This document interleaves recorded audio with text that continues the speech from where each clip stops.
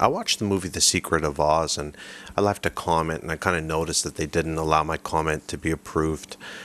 Basically, what the film does is it seems to be almost paid for by a lobby group from Washington, and it basically wants the control of printing money and all things financial to be given to the Congress.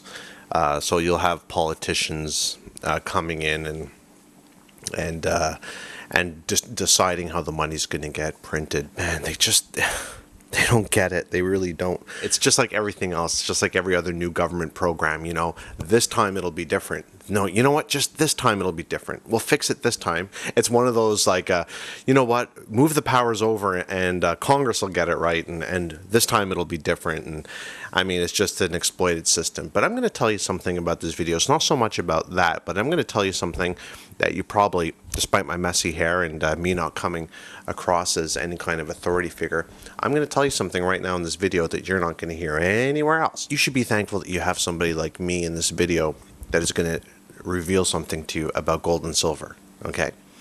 And let me tell you the real reason why people invest into gold and silver, okay?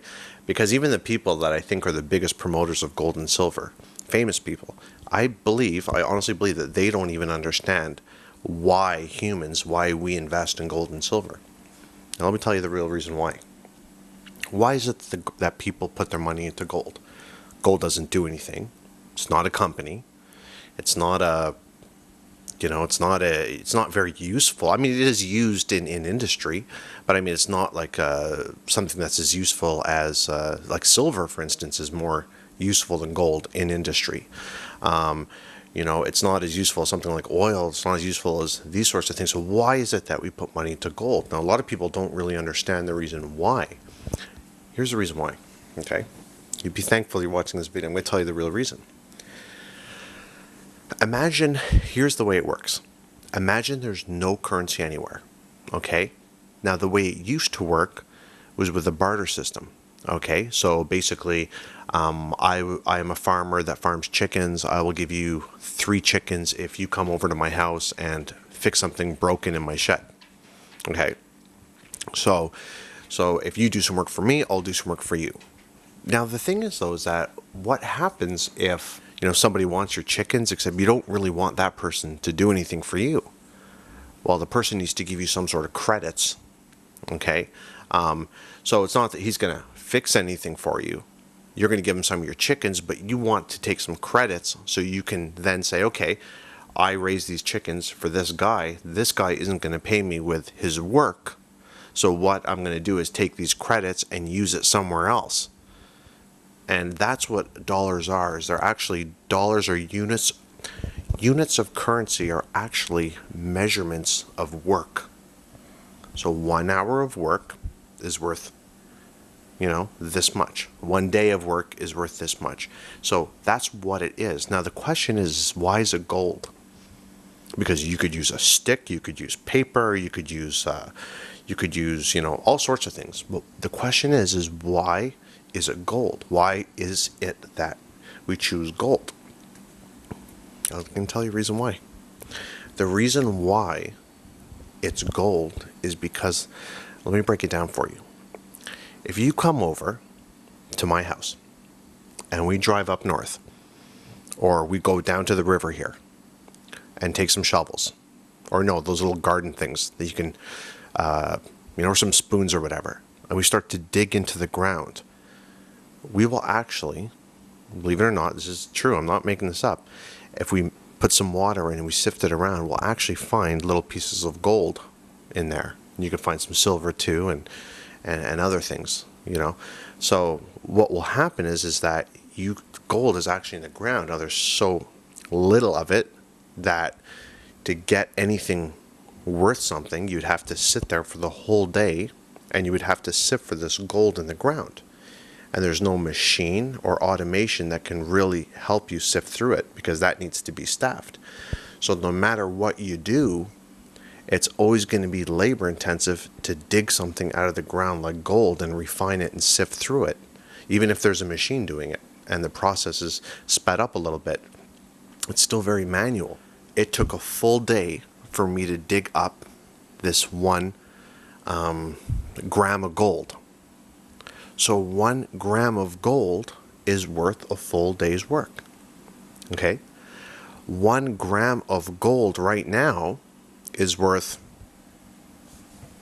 at today's gold price of 1650. Who knows? Maybe the gold price will be 5,000 by the time, maybe you're going to see this video years from now. But 1 gram of gold would be worth $60, 60.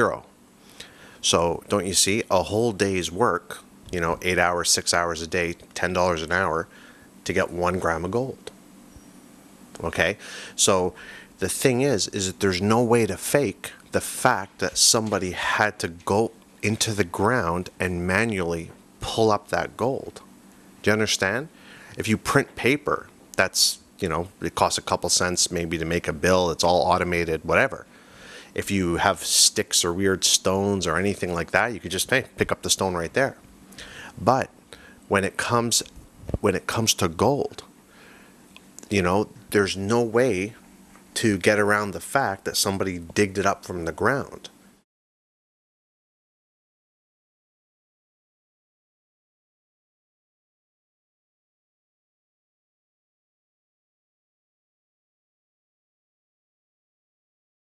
But when it comes to gold, there's no way to get around the fact that somebody digged it up from the ground.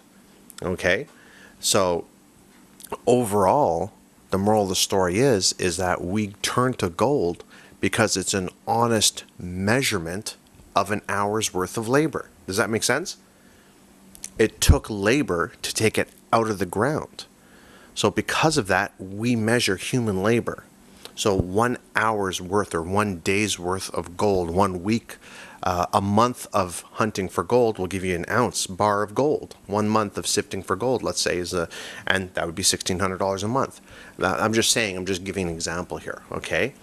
Now what happens is that the price of gold goes up when inflation goes up.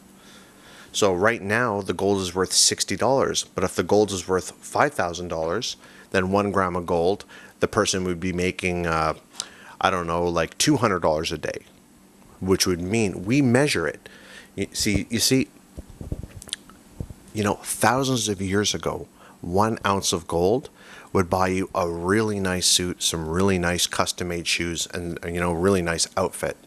Till this very day, $1,600 will buy you a really nice custom-made shoes, really nice suit. The suit's $800, shoes are another $300-400. You got what I'm saying, right? So it, just like it bought you that back then, it buys you the exact same thing now. Okay? So this is why you put money into gold. Okay? Now, as far as silver goes, it's a little bit of a different story. You might ask about silver. Silver is the same thing. You have to go into the ground and get it. What about diamonds? Diamonds are the same thing. You have to drill for diamonds. They are also, you wouldn't trade them as currency, but they're also something that goes up and up in value. Well, what about oil? These things are more tricky. Commodities like lumber, oil, and these are, more tricky. But they technically they are a hard asset. Diamonds, golds, they're hard assets. Okay, and that's what gold is.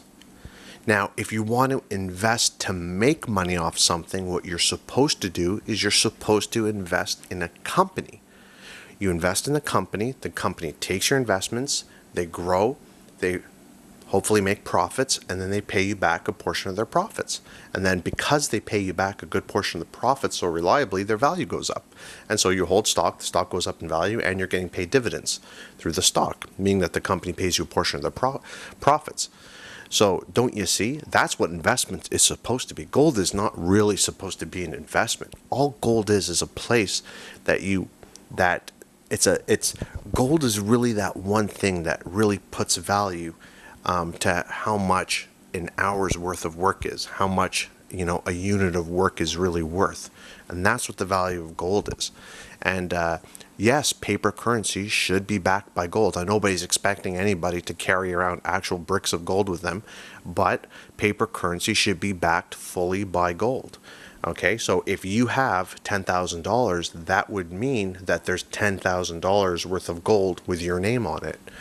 So somewhere where basically you can trade in your money for gold. Okay, that's how it should work. Okay, and there should be no compromises in that. So what would happen is you would probably want to get the government out of currencies altogether, let the people make their own currencies, and I guarantee you almost 100% that whatever system there would be, it would be backed by gold. That's a little bit of a history of why we keep talking about gold as the base, because gold is that pure measurement of human labor. It really is that measurement of, what a day's work is worth. Not a stick or a piece of paper or something. It's to go into the ground, sift out gold, and fetch your little gold nuggets, and there's no other way around it. It takes human labor. So that's the moral of the story, and that's why we invest in gold. Do I recommend gold as an investment? Meh, I don't know, not maybe until this winter. I think I see gold going down. I see people pulling out of gold right now. I don't think it's going to perform well this year. I'm sorry, I just don't believe that it's a very good investment right now. But when it dips back down, you just wait and see. During the next big recession or depression or crash, you'll want to make sure that you're in gold. Okay, and that's another video. But right now, would I buy gold? If you don't own it, I wouldn't buy it. Right now, believe it or not, it's probably a good time to be in the stock market, to put your money into oil discovery, into oil stocks, gasoline, oil, and that's what I would recommend right now. I wouldn't put the money into gold necessarily, and you might want to check out Apple too. So, yeah, anyways, that's what I came to say. You'll know who it is. Talk to you about some other subjects later.